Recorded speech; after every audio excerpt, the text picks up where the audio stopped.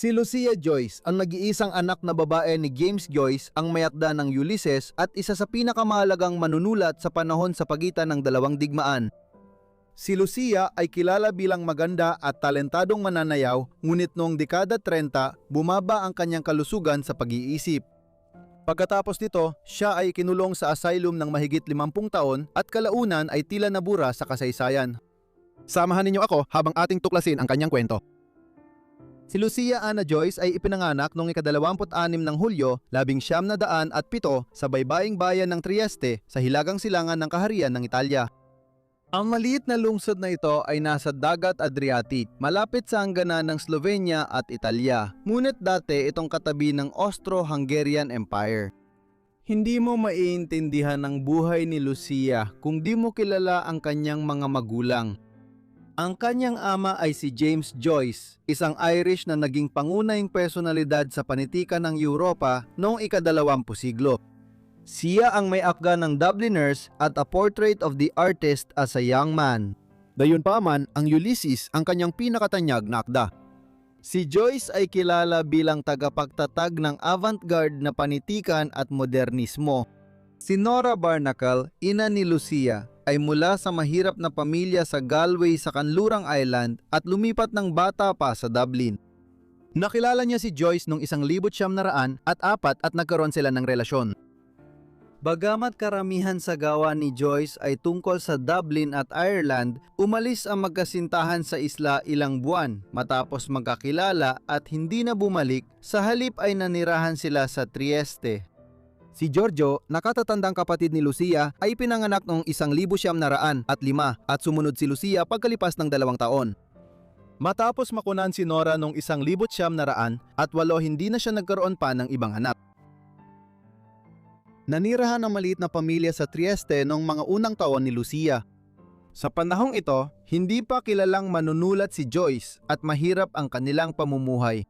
Kadalasang umaasa ang pamilya sa maliit na tulong na natatanggap ni James mula sa mga taga-suporta tulad ni A. Torres Schmitz, isang manunulat na naniniwalang may potensyal, si Joyce.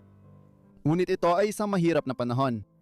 Nang ipinanganak si Lucia, napapagaling pa si Joyce mula sa rheumatic fever na nagpahina sa kanya ng ilang linggo. Dahil dito, pansamantala niyang iniwasan ang pag-inom ng alak na matagal na niyang kinahiligan. Sa Trieste lumaki si Lucia pero masyado siyang bata para maalala ang panahong yon.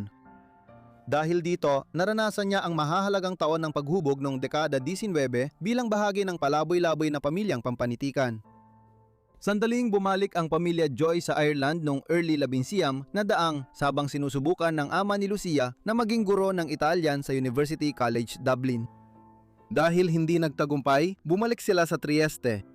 Ilang sandali matapos may lathala ni James ang Dubliners, naging mas mapanganib ang paninirahan sa Trieste dahil sa pagsiklab ng unang digmaang pandigdig noong tag-init ng 1914. Lalong lumala ang panganib sa bayang hangganan ng Austria at Italia nang sumali ang Italia sa digmaan laban sa Austria-Hungary noong Mayo 1915. Nang sumali ang Italia sa digmaan, lumipat ang pamilya Joyce mula Trieste patungong Zurich sa neutral na Switzerland. Doon sila tumira sa natitirang digmaan bago pansamantalang bumalik sa Trieste noong late 1910. Magulo ang paglipat-lipat para sa bata at habang papasok si Lucia sa kabataan, nagsisimula siyang magkaroon ng tensyonadong relasyon sa mga magulang, lalo na sa ina niyang si Nora. Ang mga unang taon niya ay naging parang mamamayan ng daigdig si Lucia. Lumaki siyang may maraming kultura at kahit na Irish ang kanyang mga magulang, itinuring niyang Italyano ang kanyang unang wika. Isa pang natatanging aspeto ng kanyang pagpapalaki ay hindi kasal ang kanyang mga magulang na hindi karaniwan nung unang bahagi ng ika-20 siglo. Sila ay nagpakasal lamang sa isang registry office sa London noong 1931. Makikikita nating nakaapekto ang mga problema at relasyon sa pamilya sa kanyang mga desisyon sa buhay at kalusugan ng pag-iisip. Noong 1920, ang buhay ni Lucia at ng kanyang kapatid at mga magulang ay nagsimulang magkaroon ng higit na katatagan nang sila ay lumipat at nanirahan sa Paris. Halos 20 taon na nirahan ang pamilya Joyce dito, ngunit lumipat sila sa Zurich na magsimula ang ikalawang digmaang pandaigdig. Gayunpaman, kahit nagbigay ng katatagan ng Paris, dito rin naranasan ni Lucia ang unang sintomas ng kanyang mga suliranin sa kalusugan ng pag-iisip. Kapanapanabik ang mga taon sa Paris. Pagkatapos ng unang digmaang pandaigdig at epidemya ng Spanish flu, naging panahon ng mabilis na pag-unlad ng ekonomiya at kultura ang dekada 90 sa Europa at Amerika, kung saan ang Paris sa Pransya ang naging sentro.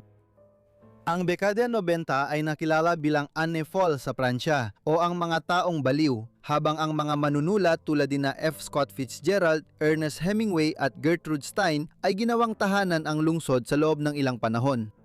Ang ama ni Lucia ay naging isa sa pinakamatagumpay at kilalang manunulat matapos mailathala ang Ulysses noong huling bahagi ng dekada 19.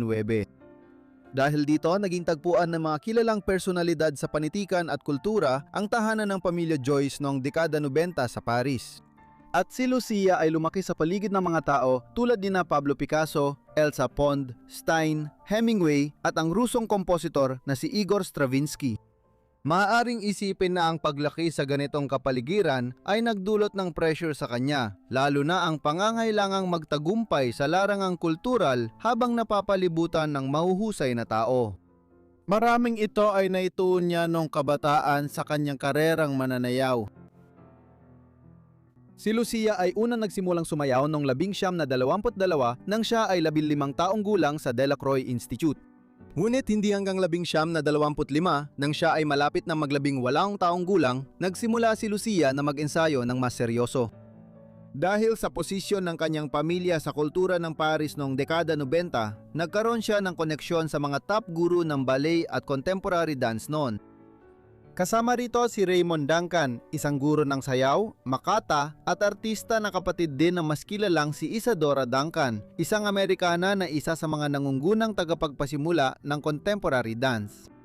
Nagsanay din si Lucia kay Margaret Morris, Ingles na tagapagpasimula ng sayaw na kilala sa Celtic at Scottish elements sa contemporary dance. Itinatag niya ang unang modernong paaralan ng sayaw sa English West Country noong huling bahagi ng 1990 na pudis. Sa panahon na yon, maaring akusahan si Lucia bilang isang Nepo baby dahil sa pakinabang niya mula sa koneksyon ng kanyang ama sa larangan ng kultura, ngunit walang duda na magaling talaga siya. Pagsapit ng 1900 at 28 tinanggap siya sa isang grupo ng mananayaw na tinatawag na Les Six de Rythme et Couleur o Anim ng Ritmo at Kulay. Ang anim ay nagtanghal nung sumunod na taon sa Paris, Vienna at Berlin, habang nung 1929 si Lucia ay naging runner-up sa unang internasyonal na festival ng sayaw na ginanap sa Paris nung taon na yon. Matapos mapanood ang isa sa kanyang pagtatanghal, sinabi ng isang manunulat ng Paris Times na si Lucia Joyce ay tunay na anak ng kanyang ama. Taglay niya ang sigasig, enerhiya at hindi pa matukoy na antas ng talino ni James Joyce. Kapag naabot niya ang husay sa rhythmic dancing, maaaring makilala si James Joyce bilang ama ng anak niyang babae. Habang umuusbong pa lang ang kanyang karera bilang mananayaw, bigla itong natigil. Noong huling bahagi ng 1929, biglang iniwan ni Lucia ang kanyang karera bilang mananayaw. Sinabi niya sa kanyang mga kaibigan na hindi sapat ang kanyang lakas sa katawan para magpatuloy bilang mananayaw. Maraming diskusyon tungkol sa dahilan ng kanyang desisyon, at may mga historiador na nagsasabing ang kanyang ama ang nagpahinto sa kanyang karera. Ayon sa lahat ng kalatandaan, naniniwala si Joyce na masyadong mabigat sa katawan ang karera ng kanyang anak na babae bilang mananayaw at nagdudulot ito ng labis na stress kay Lucia na lalo pang nagpapalala sa mahirap na relasyon sa pagitan ni Lucia at ng kanyang ina.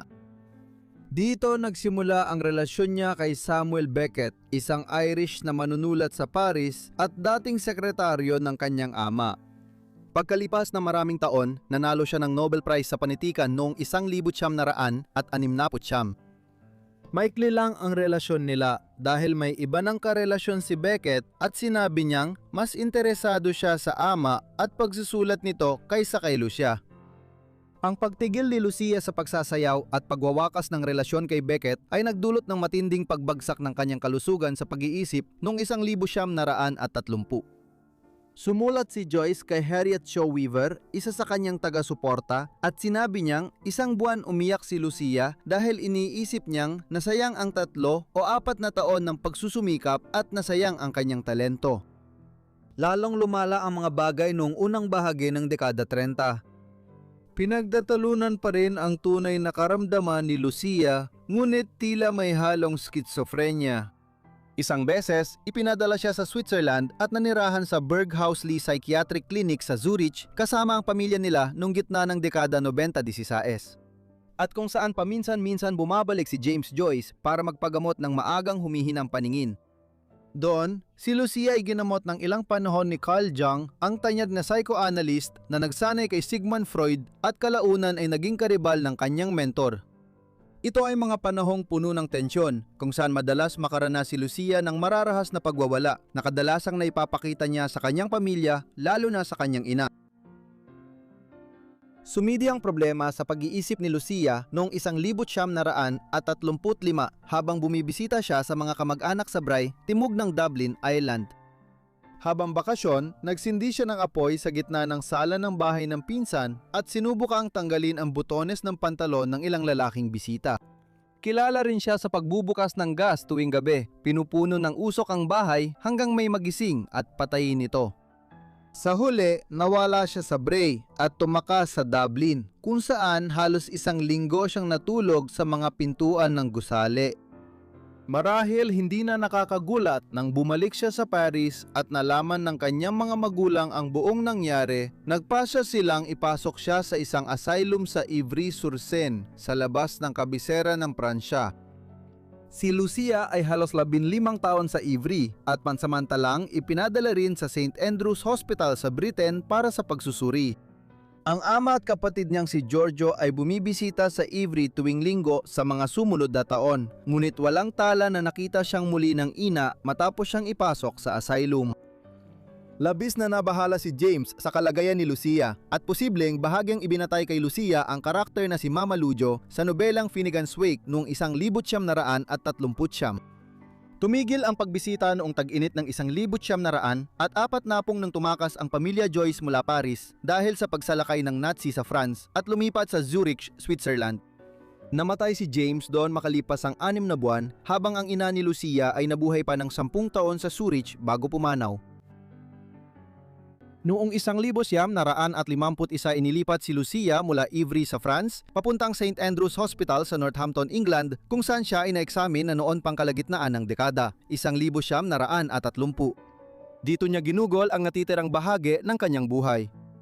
Ito ay sa kahilingan ni Harriet Shaw Weaver, isang English na aktivistang pampulitika at kilalang personalidad sa panitikan na sumuporta sa kanyang amang si James noon. Sino ang naging tagapang-alaga ni Lucia noong 1951 matapos mamatay ang kanyang ina? Madalas siyang binibisita ng mga kaibigan at kakilala na nakilala ang pamilya Joyce noong dekada 1920 at 1930, kabilang si Harriet na matanda na noon. Pinakamahalaga sa kanila si Samuel Beckett, dating manliligaw niya noong unang bahagi ng 1930 at malapit na kakilala ng ama niya sa panitikan. Noon, matagumpay na manunulat si Beckett at nang pumanaw si Weaver noong 1960, isa siya ang nagpundo sa patuloy na pag-aalada kay Lucia sa Northampton. Samantala, ang kanyang kapatid na si Giorgio ay minsan lang siyang dinalaw noong 1967. Si Lucia ay namatay dahil sa mga komplikasyon dulot ng stroke noong 12 ng Disyembre, 1982 sa edad na 75. Siya na lang ang natitirang miyembro ng pamilya dahil namatay si Giorgio 6 na taon bago siya. Pagkamatay ni Lucia, kinuha ng pamangkin niyang si Stephen ang karamihan sa kanyang mga sulatin at sinira ang mga ito. Kasama rito ang kanyang mga liham sa kanyang ama at tila pati na rin ang ilang tula sa isang nobelang kanyang naisulat. Tila pinilit ng pamilya niyang burahin ang anumang bakas ni Lucia. Sinunog ang mga medical na record at sinira rin ni Carl Jung ang lahat ng tala niya kaugnay ng panahon niya kasama si Lucia. Hinikayat din ang mga kaibigan at kakilala ng pamilya Joyce na sirain ang anumang sulat na may kinalaman kay Lucia na parang hindi siya kailanman nabuhay at binura siya sa kasaysayan. Inilibing siya sa Kensthorpe Cemetery malapit sa St. Andrews, kung saan tuwing Bloomsday ay may seremonya malapit sa kanyang libingan at ang Bloomsday ay pistang nagdiriwang sa pinakadakilang akda ng kanyang ama, ang Ulysses. May mga planong ibalik sa Ireland ang mga labi ng mga Joyce nitong mga huling taon at ilang aklat noong unang bahagi ng ika-20 siglo ang muling naglahad ng kwento ni Lucia mula sa pagkalimot. Salamat sa panonood ng video tungkol kay Lucia Joyce. Sana naging interesante ito para sa inyo. Kung may mga suhestiyon kayo, siguraduhing iwan ang mga ito sa ibaba sa mga komento at sana ay nakasubscribe na kayo at naka-on ang notifications para ma-update kayo agad sa lahat ng aking mga video kapag nag-upload ako. Hanggang dito muna ako, magkita ulit tayo sa susunod na Forgotten Lives. Salamat!